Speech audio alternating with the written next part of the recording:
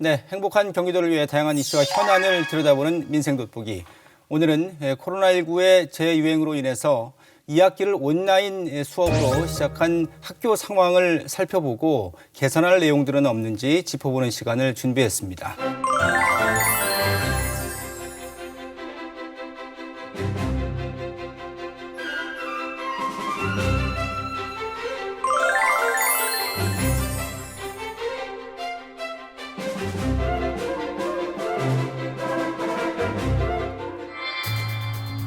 지난 1월 20일 국내 첫 확진자 발생 이후 8개월째 지속된 코로나19 바이러스 유행.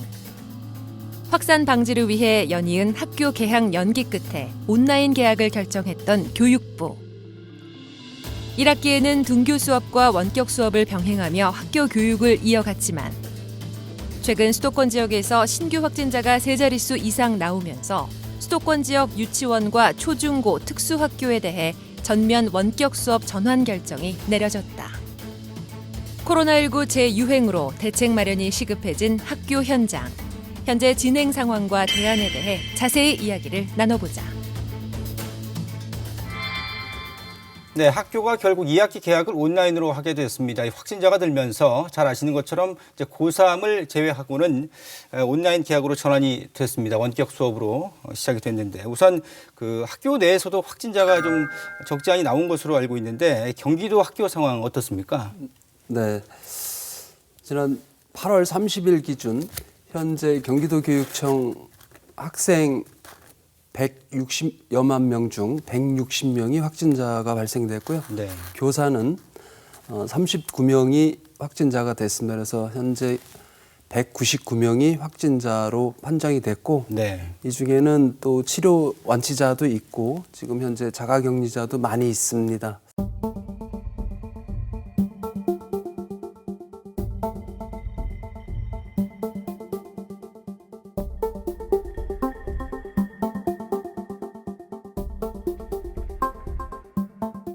상당히 위중한 상태라고 판단하고 지금 만전을 기하고 있습니다. 네.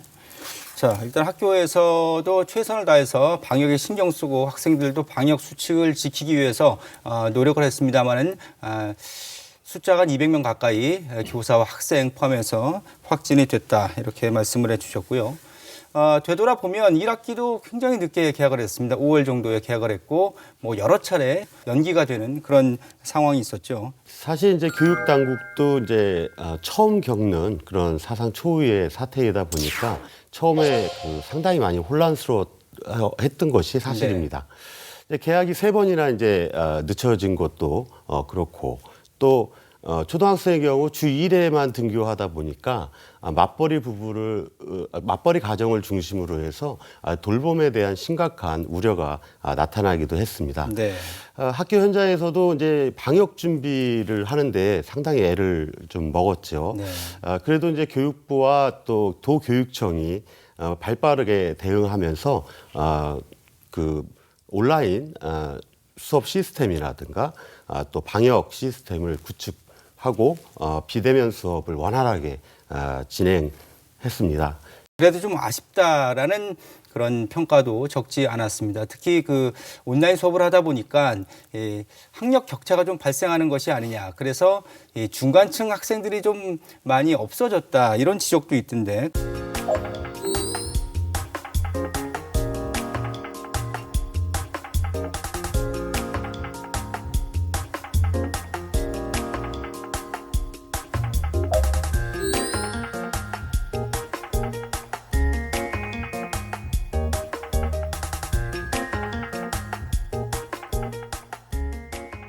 많은 언론에 뭐 접속이 안 된다, 또 안 들려요, 선생님 얼굴을 보여주세요, 인터넷도 안 되는데 우리 아이들 어떻게 하느냐, 또한 뭐 조선가정 여러 이런 저소득층 가정은 인터넷 환경이 안 되는 현실도 있었습니다. 네네.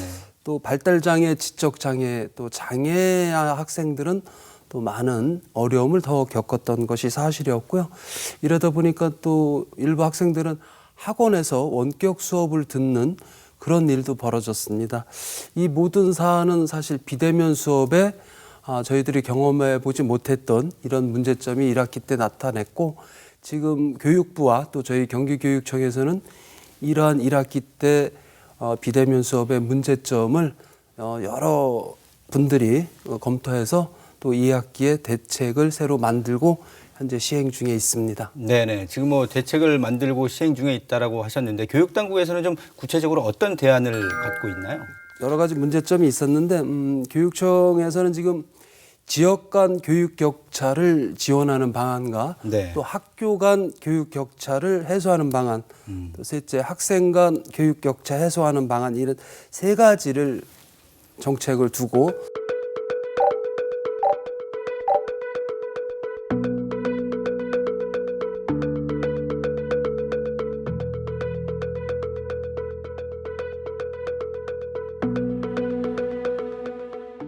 앞으로 이 향후 계획으로는 원격 수업 운영 교원 역량을 강화하고 네네. 둘째 원격 수업 운영 만족도를 또 제고를 하고 또 코로나19 대응 경험 교사, 학생, 학부모 수기 자료집을 또 보급해서 원격 수업에 대한 설문 만족도 조사를 할 계획입니다. 이번에는 이제 돌봄 관련된 말씀을 좀 나눠볼까 합니다.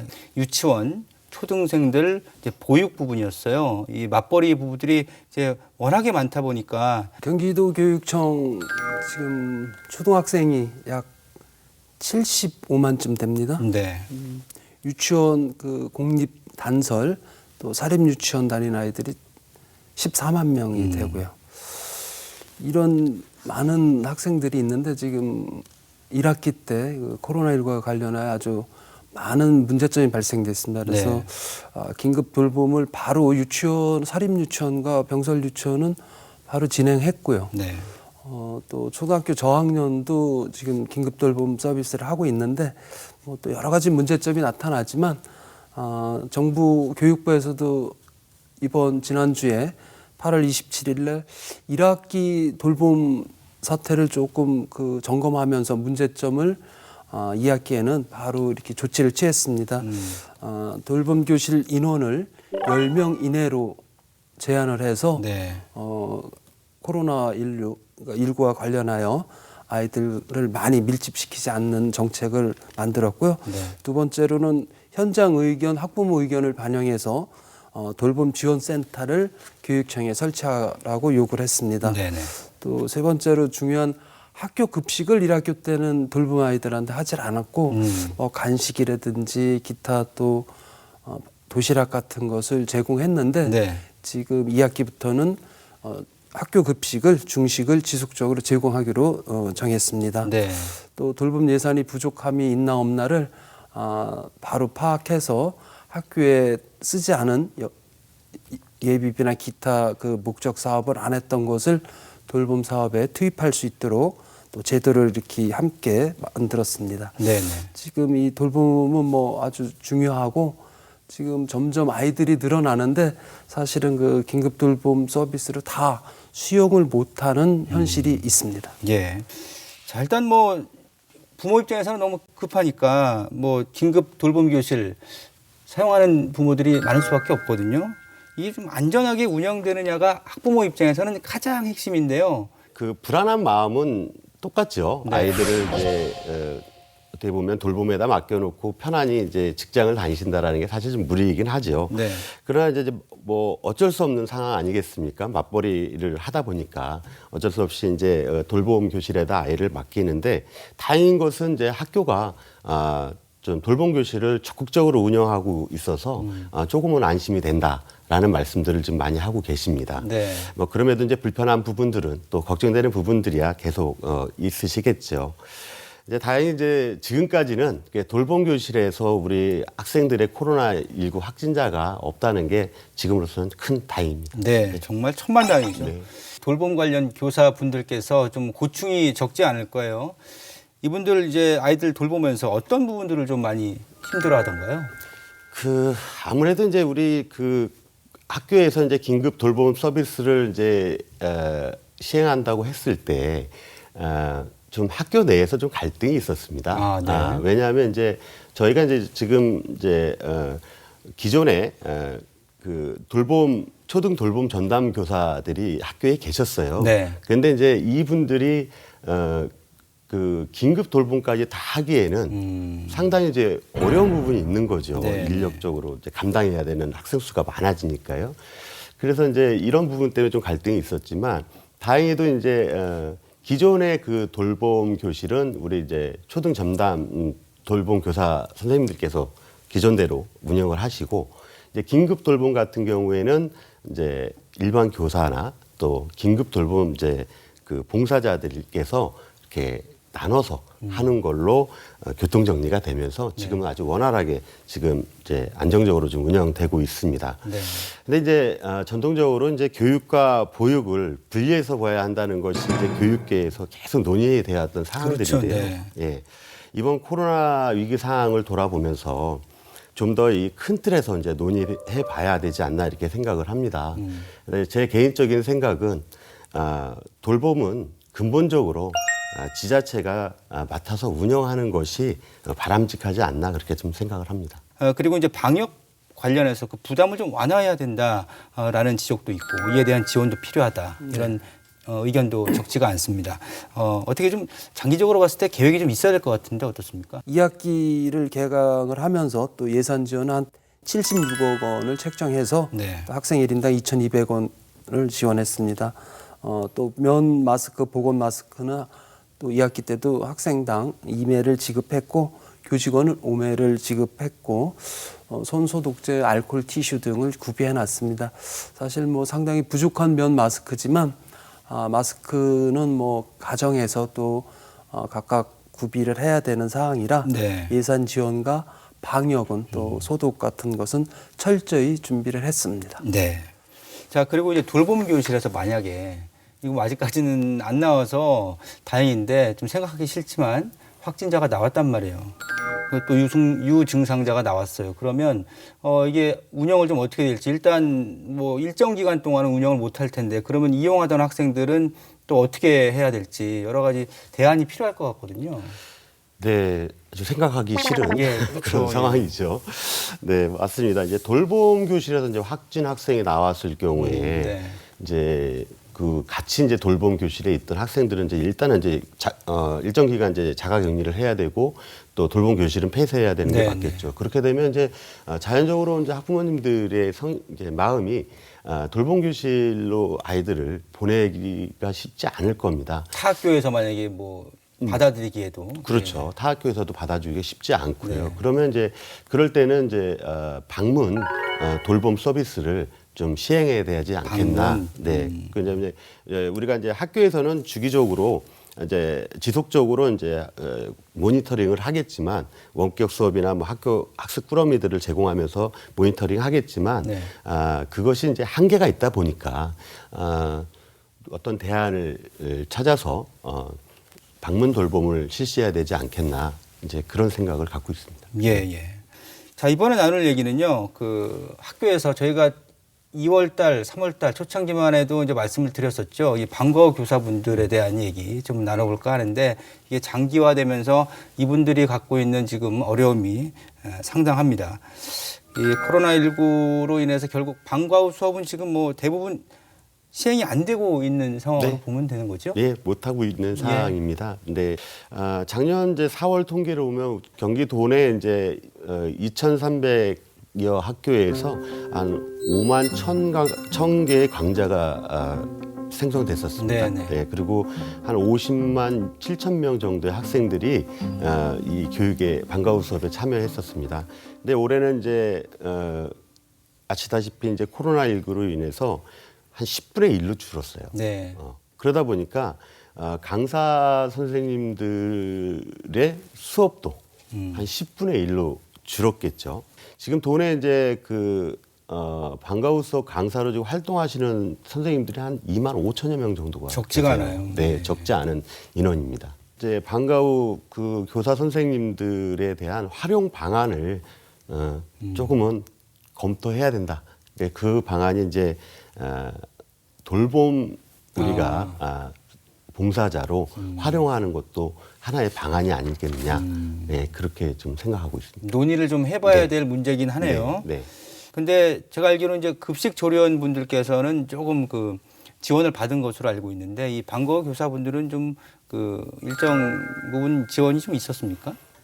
네, 지금 급식 조리사는 교육 공무직 방중 비근로자로 일명 무기계약직 10개월로 계약을 합니다. 하지만 방과후 학교 운영에 대한 법적 근거가 없기 때문에 네. 방과후 학교는 학생과 학부모의 수요를 반영하여 자율적으로 운영하는 것이기 때문에 교사로 정식으로 직원이 아닙니다. 네, 네. 방과후 학교 교사는 학교와 위수탁 계약 관계이기 때문에 개인 사업자로 분류되고요. 그렇죠. 강사료는 학부모 수익자 부담으로 지급하고 있습니다. 그래서 강사료 지원을 위한 별도의 예산을 책정하지 않습니다. 네. 현실이 이렇다 보니까 방과후 학교 강사를 지원하는 대책회의를 교육부와 17개 시도 담당자들과 지난 7월 26일 날 협의를 하여서 어떻게 지원 방안을 할 것인가를 논의를 했습니다. 그래서 특수 고용 노동자 프리랜서로 분류를 했고요. 네. 또 학원 강사 1인당 최고 150만 원을 지원을 했습니다. 네, 네. 2021년 방과후 또 강사 계약 시는 2020년 계약에 준하여 재계약할 수 있도록 지금 검토를 하고 있습니다. 예. 방금 또 안강료 의원도 말씀하셨지만 초등학교 온라인 계약에 따른 그 원격 학습 도우미와 긴급 돌봄 보건 인력으로 보조 인력으로 채용을 권고하는 실정입니다. 예. 이 제도적으로 좀 안전망을 좀 구축해야겠다라는 생각이 드는데 지금으로서는 뭐 없는 거잖아요. 그렇죠? 현재 상황에서는 이제 아직 이제 논의된 것들이 없고요. 이제 아까도 이제 우리 성준무 의원님께서 말씀하신 대로 특수 고용 노동자로 이제 분류돼 있어서 뭐 고용보험이라든지 이런 것들은 이제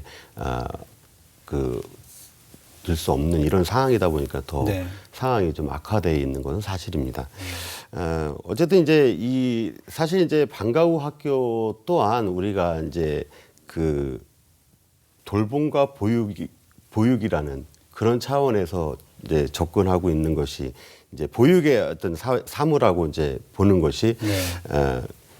그 일반적으로 좀 생각들이 팽배해져 있는 것이 사실입니다. 예, 예. 그래서 이제 정부가 이제 이런 부분에 대해서 좀 더 심도 있게 논의를 해야 되는데 아시다시피 이제 우리가 흔히 얘기하는 특수 고용 노동자들의 직종이 상당히 많다 보니까 네. 이거를 건건이 다 지금 이렇게 논의하기에는 정부 차원에서도 좀 어려움은 있는 것 같습니다. 그래서 아까 이제 우리 성준모 의원님께서 말씀하셨듯이 이제 긴급 돌봄 봉사자라든가 이런 그 방문 돌봄 선생님으로서 위치를 전환하면서 그 기간 동안은 어쨌든 그 좀 수익을 창출할 수 있게 하는 방안들을 또 여러 방안들을 좀 검토해봐야 되지 않겠나 그런 생각을 합니다. 네. 지금 뭐 7월 달에 회의도 하셨다 이런 말씀도 해 주셨는데 혹시 뭐 경기도 차원에서 따로 준비하는 지원 방안 같은 건 있을까요? 네, 큰 방안은 사실 뭐 만들지 못하는데 현재 네. 방과후 강사가 특수고용 노동자 프리랜서 직군에 포함되어 지원 대상이 되도록 협조하고 있고요. 또 경기도 31개 시군 지자체에 공문을 발송하여 네. 방과후 학교 강사의 지원 신청서, 노무비 제공 사실 확인서를 접수하도록 지금 요청하고 있습니다. 네. 또 농협과 업무 협약을 통해 방과후 강사에게 대출 지원을 좀 받아주라고 했더니 현재까지 한 163명이 대출을 네. 받았다는 한 이 정도 실정이 지금 지원하는 것이 한계입니다. 예. 자, 이 방과후 수업도 사실은 다양하기 때문에 특히 학교 정규 수업 이외에 학생들에게 큰 좋은 영향을 그런 미치는 분야인데 코로나19 때문에 제대로 운영이 되지 못하고 그 가운데에서도 교사분들이 역시 가장 큰 피해를 입었습니다. 어쨌든 이 코로나19를 통해서 뭐 다양한 분야에서 지금 처음 경험하는 일들이 적지가 않습니다. 지금 학교 내에서도 역시 마찬가지 입장인 것 같고요. 끝 질문을 드리겠습니다. 안 의원님 앞으로 이제 코로나19 상황에서 또 6개월 저희가 또 경험을 해봤잖아요. 학교의 과제는 어떤 것들이 있을까요?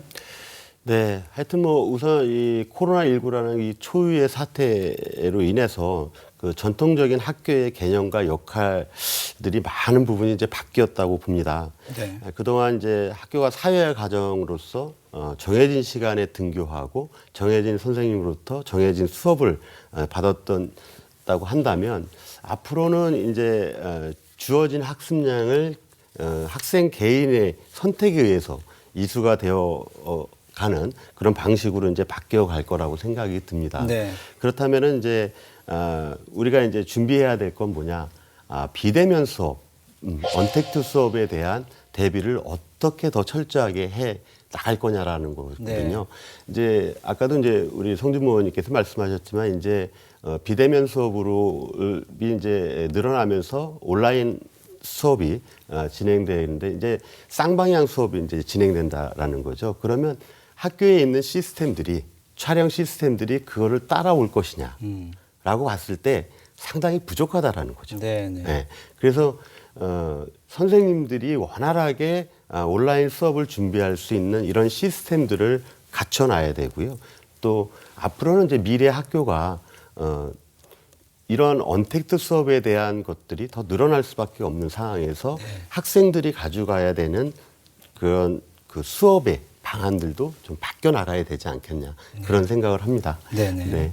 그리고 어쨌든 코로나19로 인해서 아마 많은 부분들이 학생들도 그리울 겁니다. 선생님과 얼굴을 마주대고 웃으면서 수업하던 것들, 또 친구들과 뛰어놀던 그런 시간들, 또 학교에서 아이들과 같이 급식하던 이런 것들이 이제 다 이제 어떻게 보면 점점 추억으로 남는 거 아닌가 그렇게 생각하면서 좀 씁쓸한 마음이 좀 들기도 하는데요. 어쨌든 경기도의 교육을 책임지고 있는 한 사람으로서 우리 학교와 아이들이 또 좀 더 건강하게 성장할 수 있도록 앞으로도 최선의 노력을 다하겠다는 말씀을 드리겠습니다. 네. 자, 변화되는 상황에서 이 비대면 수업 시스템을 소프트웨어 또 하드웨어 모두 양쪽을 다 잘 챙겨야 될 것 같고 이제는 피할 수 없는 그런 시대적 흐름이 아닌가 생각을 하게 됩니다. 자, 성 의원님께서는 이제 학교 내에서 이제 앞으로 이런 상황에서 어떤 과제가 필요하다고 보세요? 네, 정말 초유의 사태가 지금 학교 현장에서 벌어지고 있습니다. 네. 이 사태를 극복하기 위해서는 먼저 뭐 교육청만 준비해서 될 일이 아니고 그렇죠. 네. 학생들 또 학부모 또 교사들 이런 주체가 각각 이 현상을 극복하는데 적극적으로 하셔야 될 것 같습니다. 지금 학생들은 예를 들어 초등학교 1학년생들은 신입생들은 전혀 친구들을 만나지를 못하는 그러니까요. 이 현실. 네. 또 사실 요새는 한글을 모르고 가는 학생들도 있습니다. 그래서 1학년 때는 한글도 배워야 되는데 이런 어려운 환경을 학생들도 극복을 해야 되기 때문에 참 난감하고 또한 학부모들도 전혀 접해보지 못했던 이 온라인 수업에 대해서 학부모님들도 함께 해주지 않으면 아이들의 그 학력 격차가 계속 벌어질 수 있기 때문에 학부모들도 참 또 같이 준비를 해야 되고 또 교직원들도 마찬가지입니다. 처음으로 온라인 수업을 또 진행하다 보니까 다양한 문제점이 나타나는데 교사들께서 먼저 적극적으로 이런 부분을 개선하고 계속 업그레이드 시켜야 되는 것입니다. 이 모든 것을 좀 종합해서 경기교육청은 많은 모든 직원들이 학교 현장의 어려운 점을 개선하는데 적극적으로 예산이 투입돼서 바로 극복될 수 있는 이러한 시스템을 저희들이 갖춰야 되고 특히 의회에서 이런 문제점을 면밀히 살펴보고 네. 교육청 직원들과 함께 학교 현장에 즉각 대응할 수 있는 체제를 갖추는데 저희도 최선을 다하겠습니다. 네, 알겠습니다. 열심히 뛰어주시고요. 자, 오늘 두 분과 함께 코로나19 재유행에 따른 학교 상황 살펴보고 또 향후에 보완해야 할 과제는 무엇인지도 짚어봤습니다. 학교의 안전 1순위입니다. 그리고 또 학교에서 소외받는 분들에 대한 세심한 정책도 아울러 필요하지 않나 생각을 해봤습니다. 오늘 두 분과 인사 나누겠습니다. 함께해 주셔서 대단히 고맙습니다. 네, 고맙습니다. 네, 감사합니다.